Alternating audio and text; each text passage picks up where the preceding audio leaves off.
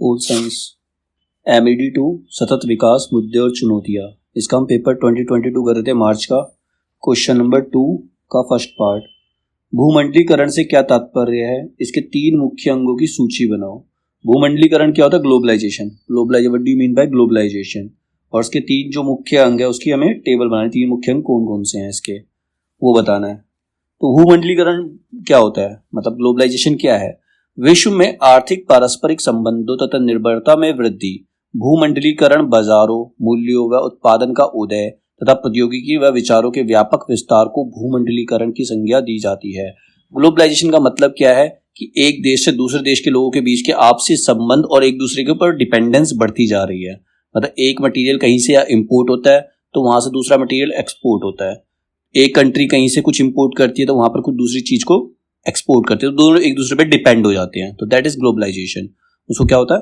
उसको ग्लोबलाइजेशन कहते हैं, उसे भूमंडलीकरण कहते हैं। भूमंडलीकरण बाजार मतलब सारे जो मार्केट है, मार्केट को ग्लोबलाइज कर दिया गया है। मतलब किसी को भी कोई सी भी चीज चाहिए तो वो कहीं किसी भी कंट्री से जाकर खरीद सकता है, तो वो मार्केट ग्लोबलाइज हो गई है पूरी तरह से।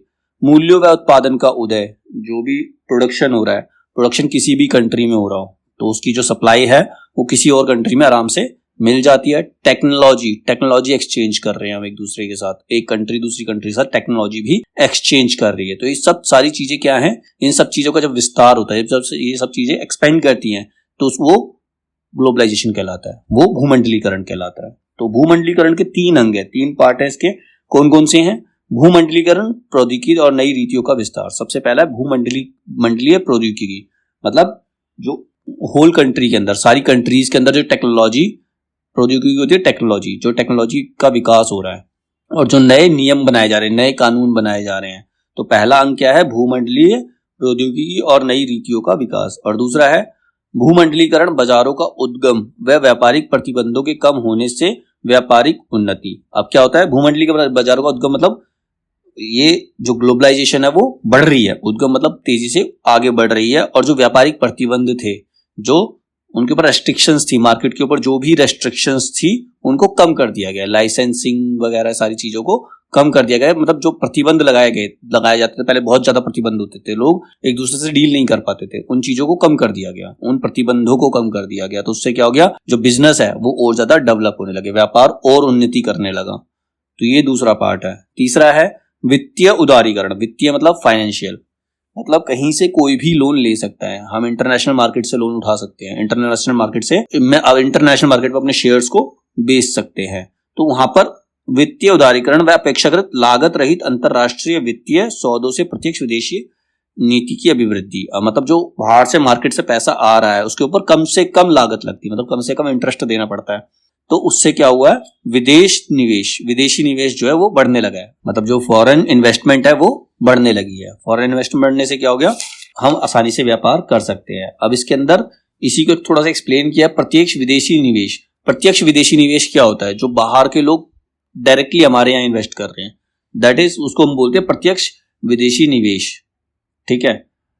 प्रत्यक्ष विदेशी निवेश से अभिप्राय विदेशों में नए उद्यमों को उन्नत करना, नई इंडस्ट्रीज खोलना और मौजूदा विदेशी उद्यमों में वित्त सहयोग प्रदान करना, और जो हमारी मौजूदा इंडस्ट्रीज वहां पर हैं उसमें फाइनेंशियल हेल्प करना। पिछले 2 दशकों में प्रत्यक्ष विदेश निवेश ने तीव्र वृद्धि हुई है। मतलब पिछले 2 दशकों में, मतलब पिछले 20 सालों के अंदर जो विदेशी निवेश है, प्रत्यक्ष विदेशी निवेश है, उसमें वृद्धि हुई है, वो इंक्रीज हुआ है। जिसका कारण उदारीकरण मतलब उसके ऊपर जो रेस्ट्रिक्शंस थी उनको कम कर दिया गया, उसकी जो कॉस्ट थी उसको भी कम कर दिया गया। आज लगभग विदेशी मूल के 60,000 से अधिक 60,000 से अधिक बहुराष्ट्रीय निगमों ने विश्व के अन्य देशों में अपनी 5 लाख से भी ज्यादा सहयोगी कंपनियां स्थापित कर रखी है। मल्टीनेशनल कंपनी जो हम MNCs कहते हैं, जो बाहर की कंट्री अलग अलग देशों के अंदर, बाहर की इंडस्ट्रीज जो अलग अलग देशों के अंदर चल रही होती हैं। प्रत्यक्ष विदेश निवेश से विकासशील देशों की अभिवृद्धि में लाभ हुआ। जो विकासशील देश हैं उनकी डेवलपमेंट में और ज्यादा उन्हें हेल्प मिली है। किंतु विदेशी स्वामित्व वाली कंपनियों में लाभों का बंटवारा आसान होता है। जो विदेशी स्वामित्व वाली कंपनियां होती हैं, MNCs जो होती हैं, उसके अंदर प्रॉफिट बांटना ज्यादा, मतलब प्रॉफिट का जो डिस्ट्रीब्यूशन होता है वो बहुत ज्यादा असमान होता है, इक्वल नहीं होता, इक्वल डिस्ट्रीब्यूशन नहीं होता, जिससे अकुशल मजदूर कुशल मजदूर से अधिक कमाता है। फिर भी प्रत्यक्ष विदेशी निवेश से अर्थव्यवस्था को लाभ ही प्राप्त होता है। उसमें क्या होता है? कुछ ऐसे मजदूर होते हैं जो बाहर जैसे एमएनसीज के अंदर अगर बाहर का कोई व्यक्ति काम कर रहा है तो उसको ज्यादा सैलरी मिल रही है, ठीक है, और अगर उन्होंने लोकल बंदा पकड़ा उसके पास टैलेंट भी ज्यादा है फिर भी उसको कम सैलरी दे रहे हैं। इतना होने के बाद भी क्या होता है, अर्थव्यवस्था को फायदा होता है, ठीक है।